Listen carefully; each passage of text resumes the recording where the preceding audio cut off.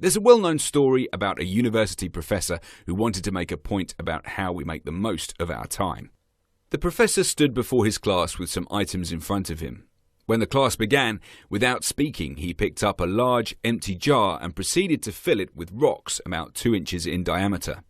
He then asked the students if the jar was full. They agreed that it was full. So the professor then picked up a box of pebbles and poured them into the jar.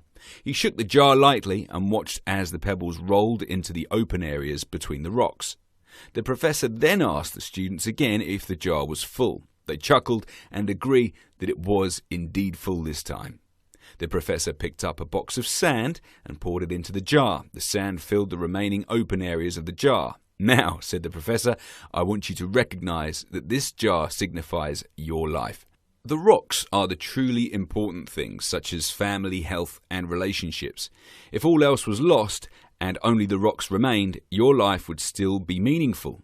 The pebbles are the other things that matter in your life, such as work or school. The sand signifies the remaining small stuff and material possessions.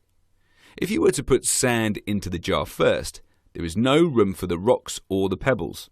The same can be applied to your lives. If you spend all your time and energy on the small stuff, you will never have room for the things that are truly important. Pay attention to the things in life that are critical to your happiness and well-being. Take time to look after your health, play with your children, go for a run, write a letter to your grandmother. There will always be time to go to work, clean the house, or watch TV. Take care of the rocks first.